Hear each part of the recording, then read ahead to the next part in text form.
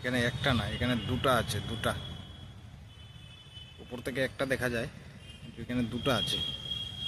এই যে দেখুন, দুটা। এটা সামনের দিক। চলুন আপনাদেরকে পিছনের দিকটা দেখিয়ে দিই।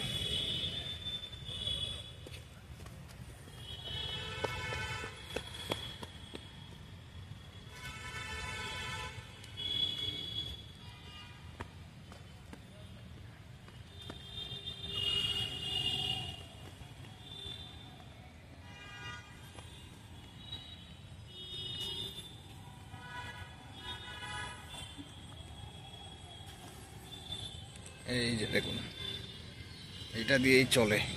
এই যে প্রপুলার, প্রপেলারটাও মাটির নিচে ঢুকে গেছে না।